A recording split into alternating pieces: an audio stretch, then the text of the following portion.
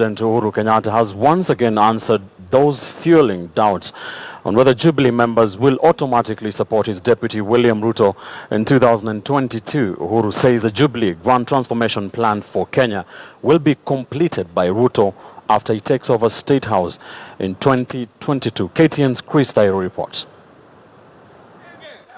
After the recent repulse in the Jubilee camp caused by Kiambu Governor William Kabogo's comments on Ruto's 2022 ticket, another politician inside Jubilee fired another salvo at Ruto, forcing President Uhuru Kenyatta to speak out. Here is what TNA-nominated Senator Paul Njoroge said on Sunday.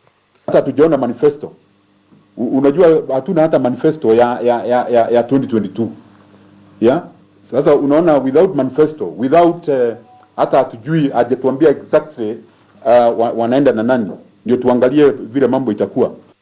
But a statement signed by the Communications Director, Status Munyori Buku, says, and I quote, "The president has made it very clear that the party will fully back a Deputy President William Ruto. The president has explained that 10 years of his own term are not long enough to implement the grand plan Jubilee has for Kenya and will need another 10 years under William Ruto to be fully implemented," end quote.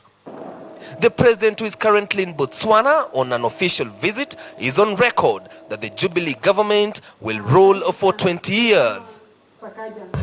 Wagojee miaka 10, Uhuru amalize kazi yake, alafu wagojee miaka ingine 10, Ruto amalize kazi yake. Alafu sasa wakitaka watakuja sasa waunde yao ambayo watakuja kusema ni nani atakuwa ndani, nani atakuwa nje. Utaniruhusu niweze kwenda. Asante, Mungu akubariki. The anti-Ruto campaigns were started by Meru Governor Peter Munya early this year after he walked out of a meeting presided over by the Deputy President in Meru, protesting the move to fold up all parties affiliated to Jubilee and join JAP and support Ruto come 2022. Hakuna mtu hata yeyote anaweza kunisurutisha ya kwamba lazima niingie chama fulani. Then there was Kiambu Governor William Kabogo, who was accused of stating that leaders will have to meet first before endorsing Ruto. Kuna wengi wangependa kutenganisha mimi na mheshimiwa Deputy President because we are good friends. Makosa gani Kabogo amesema? Amesema huyu mtu lazima atembee kila kona na atafute mpaka apate. Iko makosa amefanya?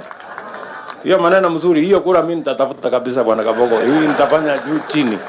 However, according to politicians affiliated to Jubilee, those pushing the anti-Ruto debate are advancing their own selfish agendas. There is no circus or plot to oust or to change the formula within Jubilee, and any such plot will be countered with the greatest political force within Jubilee, because we're very clear about that. This is the time for us to speak with one voice, because we don't want to send the wrong messages to our strongholds. 2017, yeye hasimami, he's supporting our president. What else can you do for such a great man? The only thing we can do is to reciprocate when the time comes and assure him of our support in 2022.